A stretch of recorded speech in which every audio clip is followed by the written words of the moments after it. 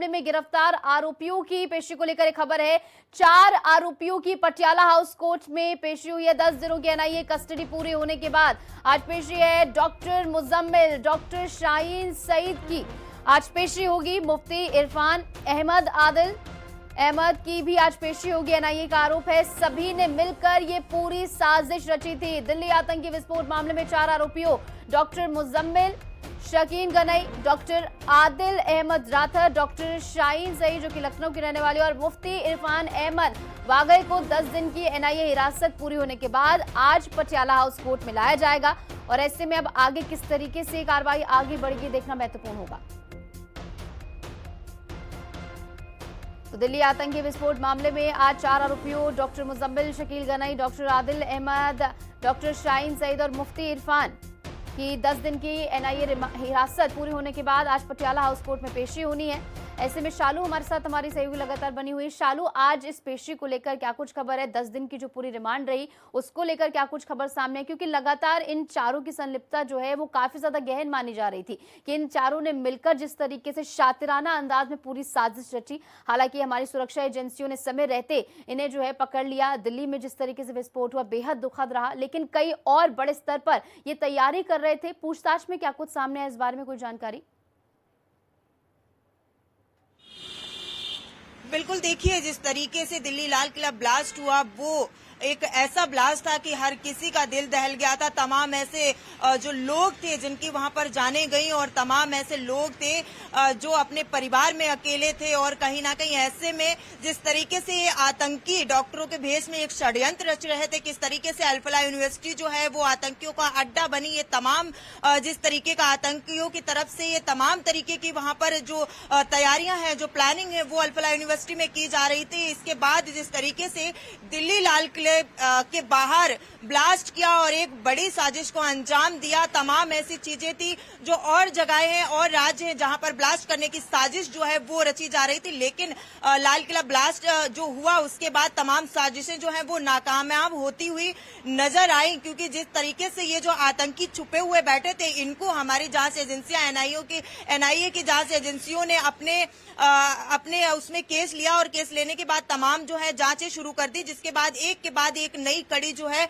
वो खुलती हुई नजर आई। जिसके बाद आतंकी मुजम्मिल को, आतंकी इरफान को, आतंकी डॉक्टर आदिल को और जो पूरे शेड्यूल मेड्यूल को जो प्लान करती थी, जिस तरीके से फंडिंग करती थी, आतंकी डॉक्टर शाहीन को अरेस्ट किया गया और जिसके बाद एनआईए रिमांड में लिया गया था। तमाम जो जांच थी, तमाम पूछताछ जो है वो एनआईए की तरफ से की गई और तमाम ऐसे खुलासे जो है वो भी सामने निकल कर आए थे। एक के बाद एक बड़े खुलासे इन चारों आतंकियों के तरफ से जो है हमारी जांच एजेंसियों ने किए और ऐसे में तमाम जो जगह हैं, तमाम अड्डे थे, उन पर कहीं ना कहीं जो है छापे किए और छापे के बाद तमाम चीजें जो है वो निकल कर आई, चाहे वो ब्लास्ट से जुड़ी हो या फिर वो आगे की जो प्लानिंग इनकी तरफ से की जा रही थी, वो तमाम चीजें जो है वो निकल कर आई। लेकिन ऐसे में अब देखा यह जा रहा है कि जो 10 दिन की एनआईए रिमांड में ये चारों आतंकी थे उनकी अब पूरी हो चुकी है और आज ऐसे में पटियाला हाउस कोर्ट है उसमें इनको पेश किया जाएगा। पेश करने के बाद देखना ये होगा कि आगे की रिमांड मांगी जाती है या कोर्ट की तरफ से क्या कुछ आज फैसले हैं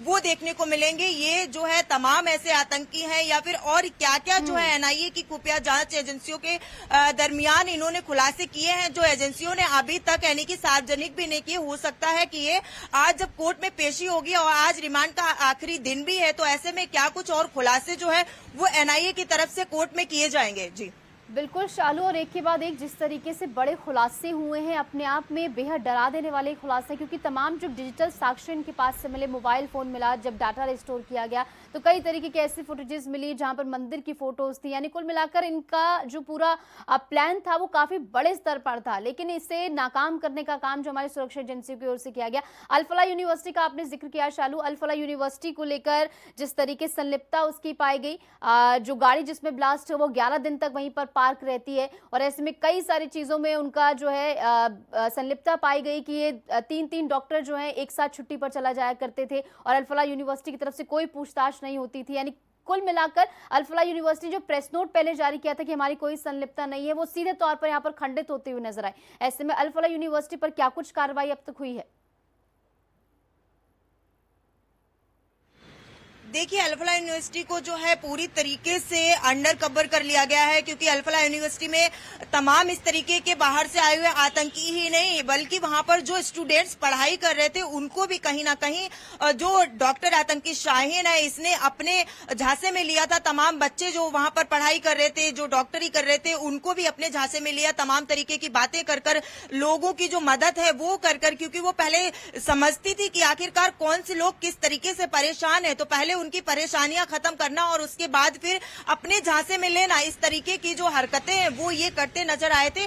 और अल्फला यूनिवर्सिटी जो है वो पूरी तरीके से एक आतंकी अड्डा बन चुकी थी। तो ऐसे में बड़ी कार्रवाई जो है वो अल्फला यूनिवर्सिटी पे भी हुई और लगातार की जा रही है, क्योंकि जो उसका ऑनर था उस पर भी उसको भी अरेस्ट किया गया था। क्योंकि अगर इस तरीके की हरकतें जो है यूनिवर्सिटी में होती या फिर किसी कॉलेज में होती या किसी घर में होती तो कहीं ना कहीं हर किसी को इसकी भनक होती है, क्योंकि इतना बड़ा प्लान किसी भी मालिक के ऐसा नहीं हो सकता कि किसी मालिक को पता ना हो और अंदर अंदर इस तरीके की साजिश की जाए। शालू, अल्फला यूनिवर्सिटी पर और ज्यादा शक की निगाहें बढ़ रही हैं। बहुत बहुत शुक्रिया, आप जुड़िए हमारे साथ, तमाम जानकारी आपने साझा की। बहरहाल